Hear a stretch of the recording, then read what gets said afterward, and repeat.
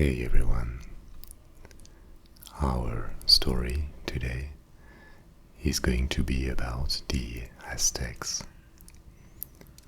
But before I start in a minute, I have chosen to invite you to spend a moment with me in front of my fireplace to celebrate the 6-month anniversary of this channel. I started it in November last year, and since then you sent me plenty of comments, suggestions.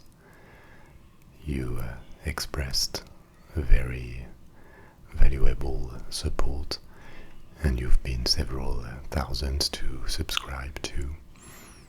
So I wanted to thank you all for that, and just say that I remained committed to regularly post more videos, and also to let you choose some of the topics I discuss.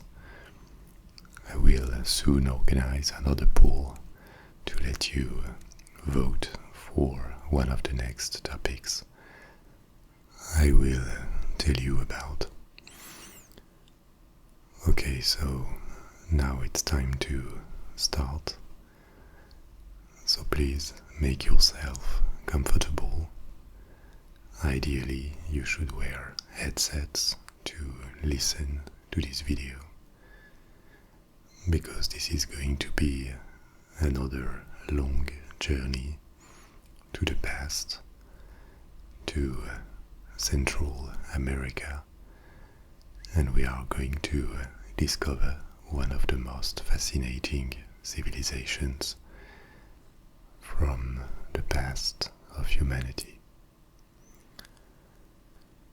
The region we are going to talk about is called Mesoamerica by archaeologists and historians.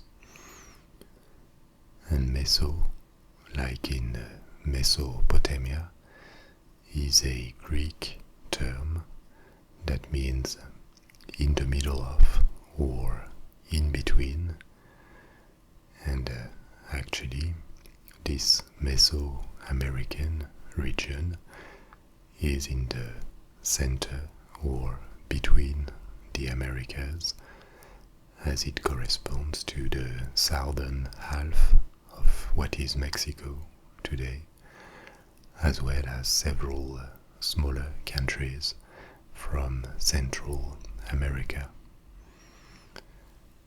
And this region has a particular name and a particular significance because, together with the Andes Mountains in South America, this is one of the two places where elaborate urbanized civilizations emerged in America before the European conquest.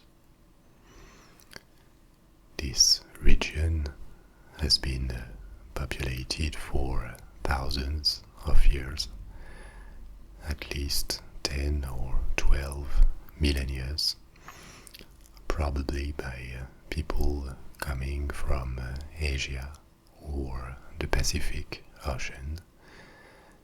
But the first signs, remains of civilizations with cities, a complex political organization, and architectural remains date from about 2.5 millennia before Christ, more than 4,000 years ago, at a time when in other parts of the world civilization also started to flourish in regions like ancient Egypt, in Mesopotamia, or in China.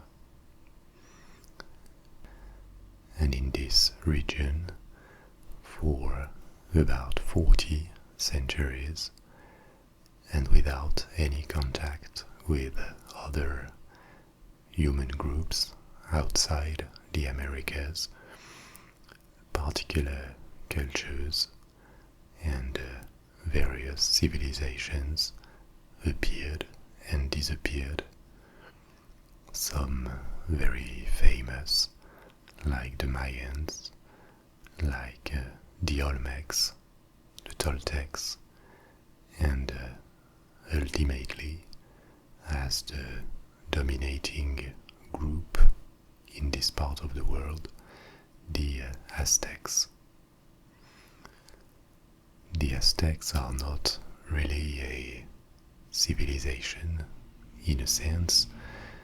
They were more a state, a people which managed to create an empire in the last decades before this region was discovered by the Spanish conquistadors, and they essentially inherited all the civilizational knowledge and culture that had started to grow in this region many centuries before, because most of the cultures that appeared and disappeared in Mesoamerica shared many cultural traits. They exchanged a lot between them because the geography of this region, especially the south of Mexico, is extremely diverse. There are mountains, there are marshes, plains, forests, and each region could be specialized in producing particular goods or particular resources that could be exchanged with other groups and other regions.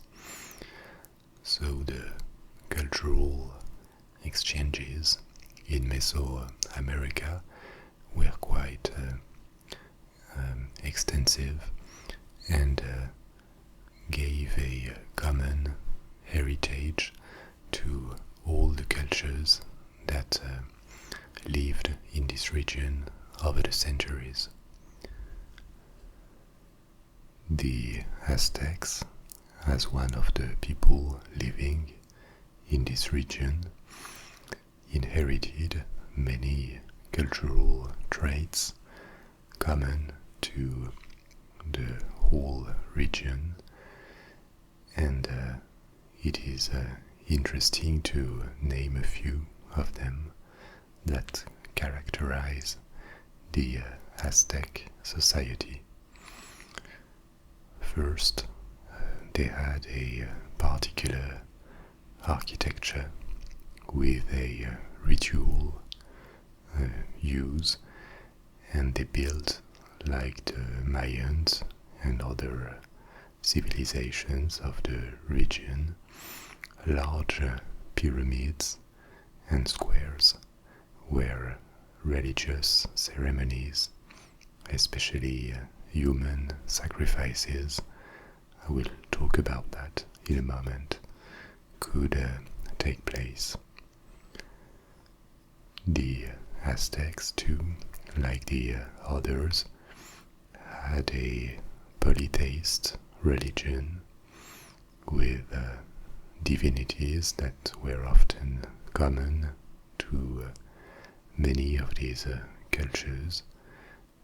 They had different names, but they included a god of the sun, a god of the rain. Another quite popular divinity in Mesoamerica was the feathered serpent. That was the most important divinity for the Aztecs. And they also practiced human sacrifice. This is another common trait to Mesoamerican societies that was much less present in South America. If you listened to the video I made about the Incas, I said in it that human sacrifice was exceptional for the Incas, whereas in Mesoamerica in general this was made on a much larger scale, and especially by the Aztecs, that were probably the bloodiest civilization in the history of mankind when it comes to human sacrifice. But these sacrifices were not just bloodsheds with no meaning.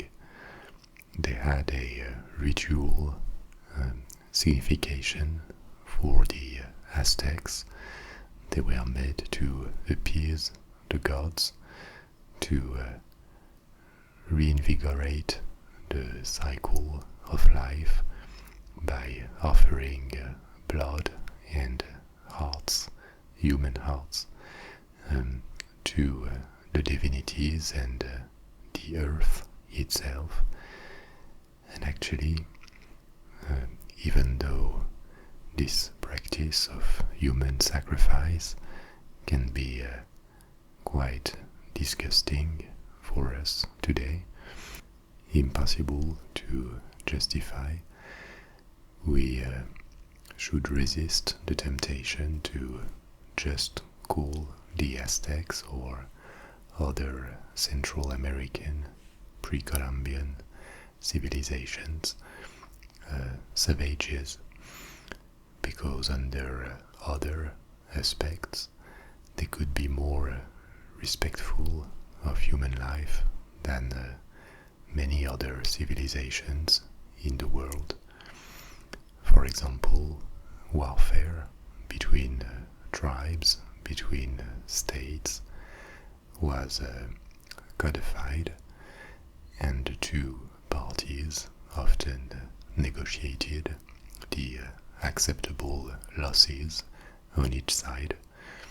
The idea of eradicating an entire people was totally impossible to conceive for them, and this at a time when in other parts of the world the total destruction of the enemy could be seen as normal in other civilizations.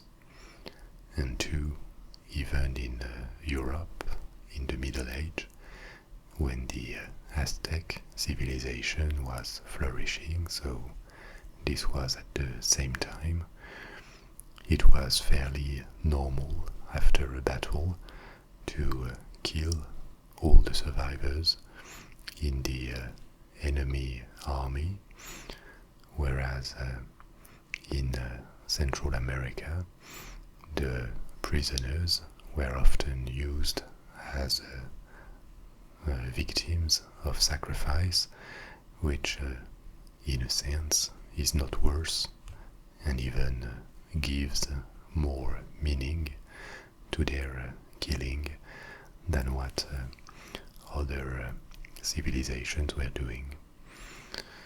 But still, the Aztecs have been pushing very far the practice of sacrifice.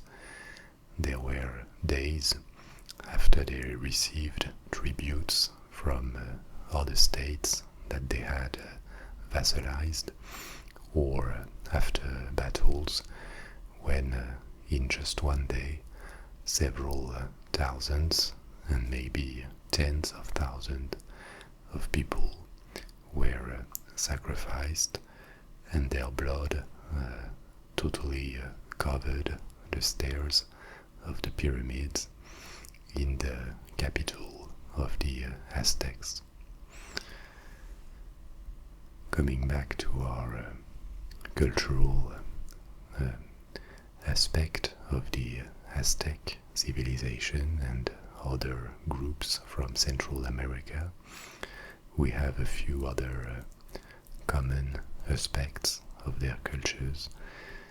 The artistic production, quite abundant on the buildings, and always with a strong political and religious function. They also all shared a ball game, which rules remain quite mysterious. They are not very well known, but we believe, or archaeologists believe, that these ball games opposed two teams, generally teams of prisoners, and the losing team, and at least the captain of the losing team was executed after the game, which was not just a sport, but had a religious meaning too. They also had a calendar. They had a quite good knowledge of astronomy, and their solar calendar had the 365 days that other civilizations of the world had discovered. They had a complex system of writing using glyphs, and this is another difference between Mesoamerica and the Andes, where the Inca civilization flourished. The Incas had no writing system, when the developed civilizations of Central America had one. And other anecdotes common to these groups and the Aztecs too were the numeral system, which was based on 20 and not 10 like ours today. You know that we have 10 numerals or digit symbols in our numeral system. The Aztecs, at least for part of their system, had a base 20 system, and a synonym for it is a vigesimal system, which means that they had 20 individual numerals and not 10 like us. 20 digit symbols, which means that contrary to us, who start combining the digit symbols after 10 when we reach 11, and we write 11 with 2 ones, they started combining their digit symbols after 20. And this is an illustration of how the mental world these people lived in could be different from ours. And another last economic and also cultural trait shared by all these cultures is the importance of corn as a food resource, and there was a certain variety of vegetables and fruits known by them. Even some of them, like tomatoes, have been discovered in Central America and exported to the rest of the world. By the way, the word tomato comes from the language spoken by the Aztecs, the Nahuatl. Tomato was called tomatl and Nahuatl, and this became tomate in Spanish, and then tomato in English, tomate in French, tomaten in German. And finally, one last surprising thing characterizing the Aztecs is that they did not know or use working animals like in other parts of the world.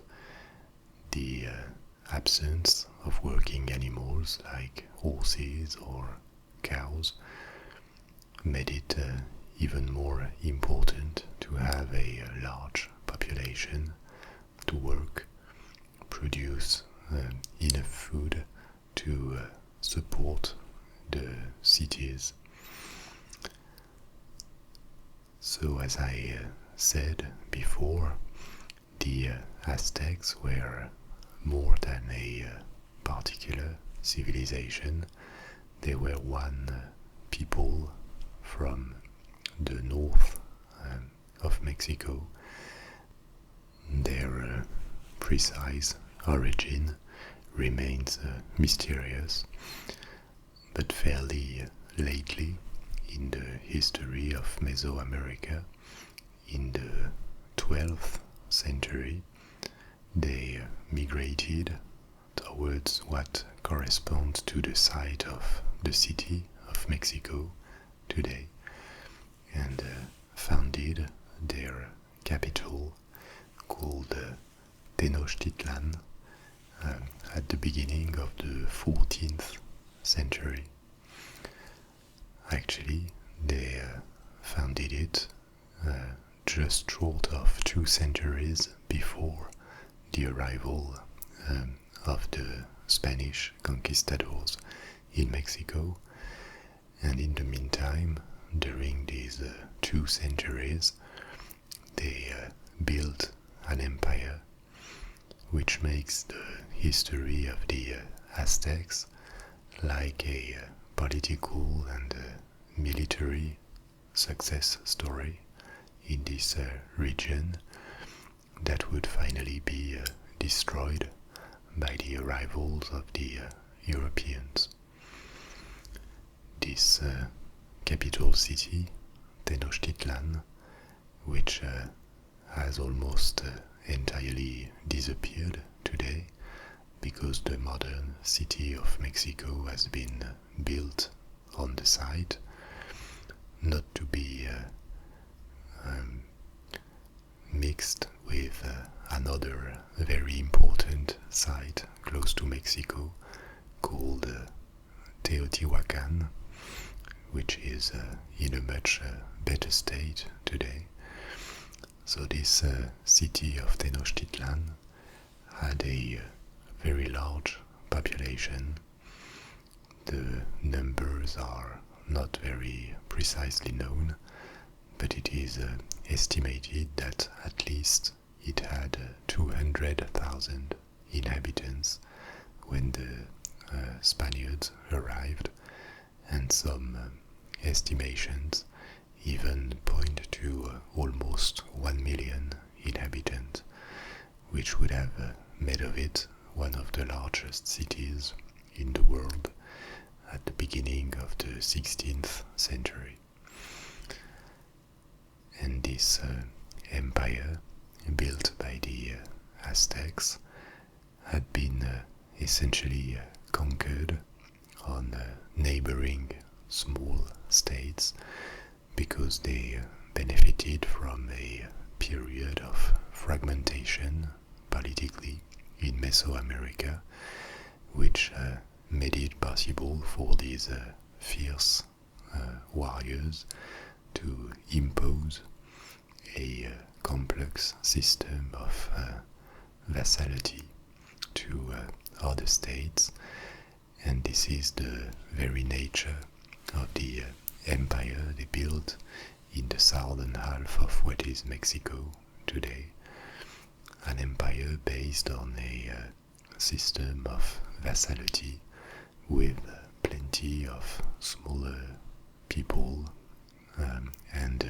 cities paying a tribute to the Aztecs, a tribute made of food because they needed to support their important population, and especially this capital city, Tenochtitlan, and a tribute also made of various resources such as gold, jade, obsidian, food too.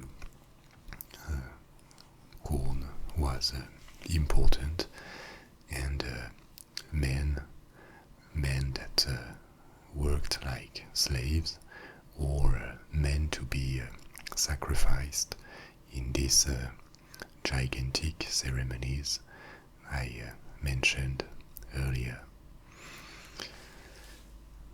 The nature of this empire made that the Aztecs were probably not liked a lot in Mesoamerica, and this is one of the main reasons why the Spanish conquerors managed to quickly destroy the Aztec empire when they arrived in Mexico.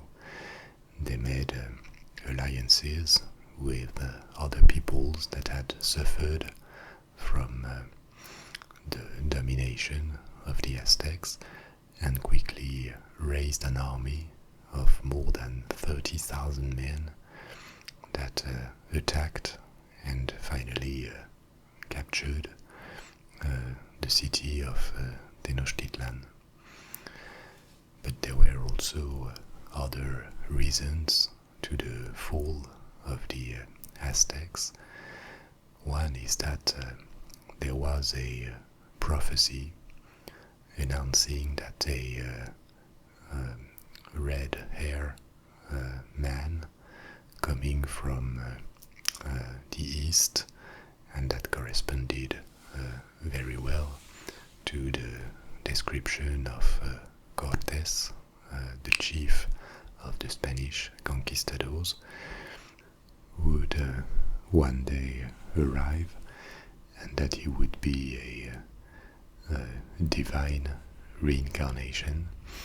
So when the Spanish arrived in what is Mexico today, the ruling emperor of the Aztecs, called Moctezuma, quickly offered his submission, and actually he was slightly later captured and executed by the Spanish. Another reason too, like for the rest of the colonization of America, is the diseases that the Spanish brought with them. Diseases like just the flu or smallpox that decimated the local populations because they had no system to protect themselves from it.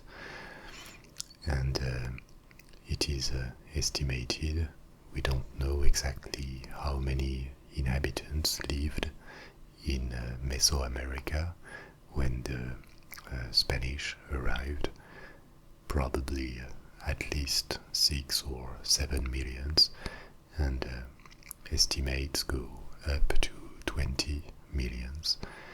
But after 1 century of European presence in this region, the population had dropped to somewhere between 1 and 2 millions only. And of course there were other causes such as the wars and slavery, but diseases were by far the main explanation for all these deaths.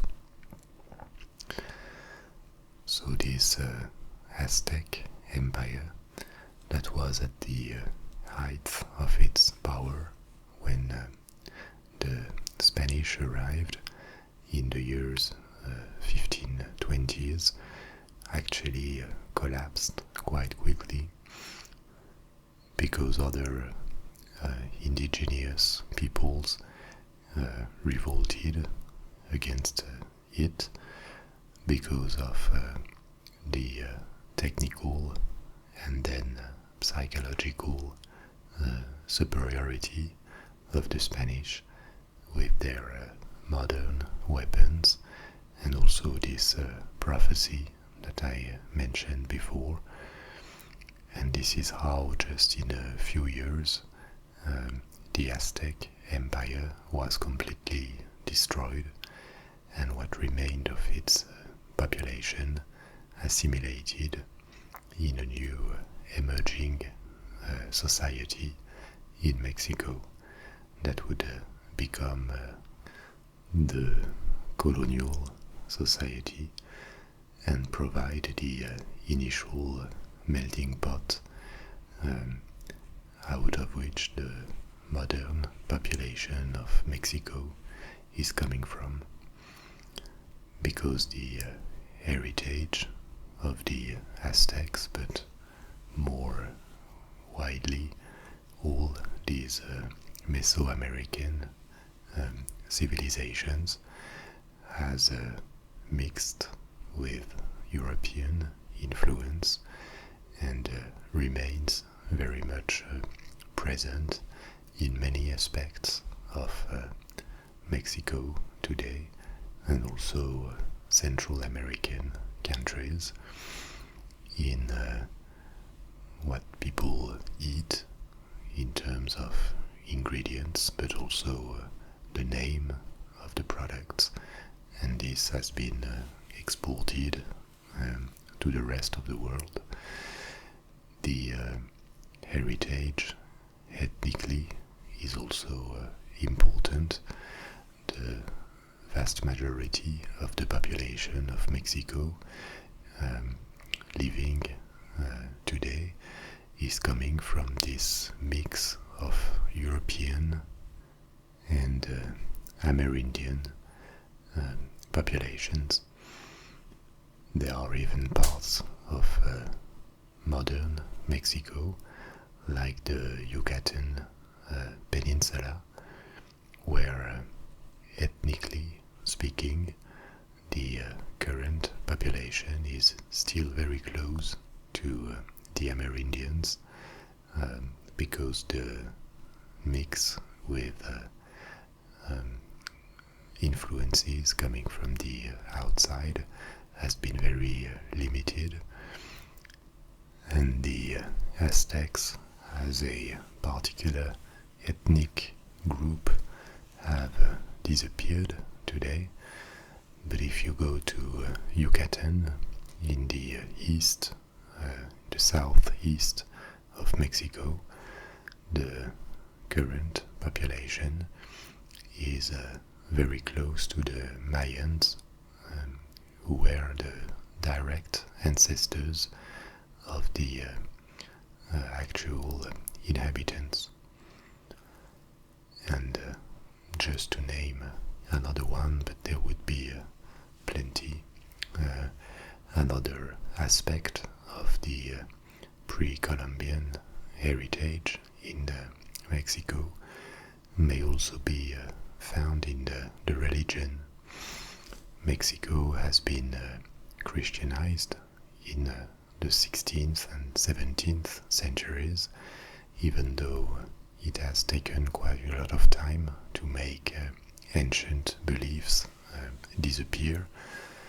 But some aspects of Christianism in Mexico, like the very particular attention to several saints, reminds a lot of the polytheism that existed in the region, and has been a way for Christianism in Mexico to be accepted by the indigenous population that for a large part provided the ancestors, the origins of modern Mexicans. There would be much more to say about the history itself and this fascinating culture, but that will be all for today. As usual, I hope you enjoyed this moment, that you maybe learned a few things, and that I will see you soon for another story. Bye bye.